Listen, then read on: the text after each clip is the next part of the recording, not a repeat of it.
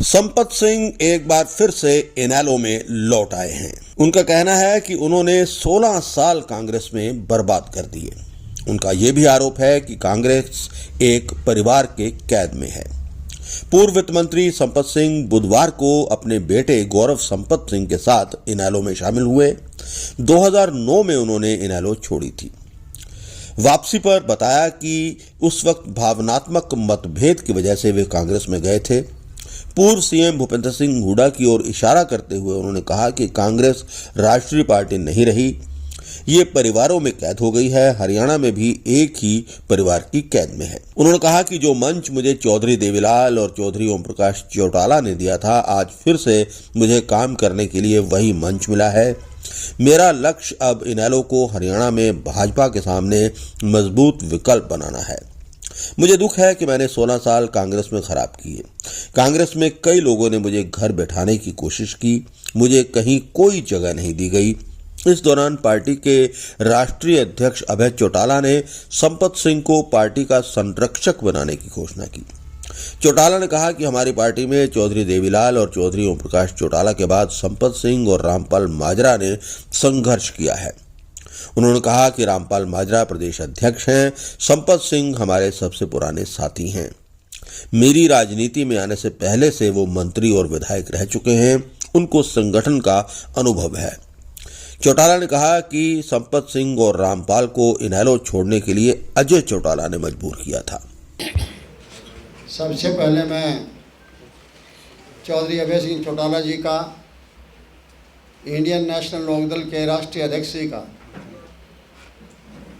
और प्रदेश के अध्यक्ष रामपाल माजरा जी का और सभी अन्य साथियों का, लोकदल के जो वरिष्ठ पदों पर बैठे हैं,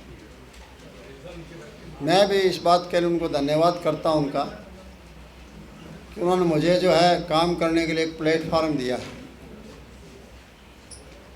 ताकि जो शिक्षा मैंने चौधरी देवीलाल जी से सीखी थी और चौधरी ओम प्रकाश चौटाला जी के साथ भी रहकर काफ़ी अनुभव प्राप्त किए थे, आज मुझे ये प्लेटफार्म द्वारा इन्होंने बख्शा है। इसके लिए इनका मैं बहुत बहुत धन्यवाद करता हूँ। और आज का दिन जो है, गुरु पर्व जो है, सबके लिए, हरियाणा वासियों के लिए और हमारे लिए, सबके लिए जो है बहुत सौभाग्यशाली दिवस है। क्योंकि आपको सबको पता है, यही कहते हैं हम जो पढ़ते हैं, नानक नाम जहाज है, चढ़े से उतरे पार।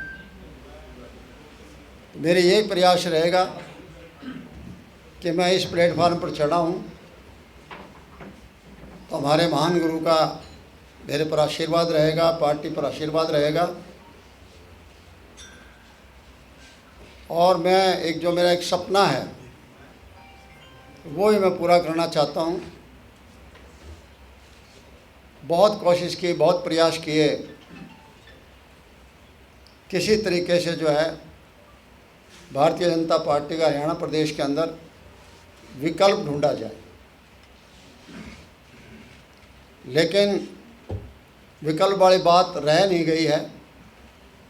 अब मेरा यही लक्ष्य होगा कि मेरी अपनी पार्टी, जहाँ चौधरी देवीलाल जी ने, ओम प्रकाश चौटाला जी ने खून और पसीना बहाकर पार्टी बनाई थी, और उसमें भी हमारे जैसे लोगों का भी कुछ अंशदान था, तो मैं तो ये चाहता हूँ कि वही पार्टी कम से कम हरियाणा प्रदेश के अंदर भारतीय जनता पार्टी के सामने एक अच्छा विकल्प दे, ताकि लोग जो बदलाव चाहते हैं वो बदलाव आए, उस बदलाव की राह पर हम चलें। और मैं आज सभी हरियाणा वासियों को निवेदन करता हूँ कि आपने पिछला सफ़र 16 साल का आपने देखा है।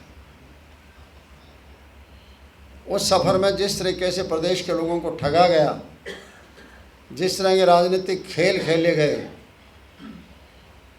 नाम लेते रहे, लोगों की सेवा का नाम लेते रहे, और मुझे अफसोस होता है जो राहुल गांधी जी बार बार SC/BC का जब जिक्र करते हैं और जब वोट चोरी का जिक्र करते हैं, ये दो मुद्दे हैं जिनको आजकल उठा रखा है।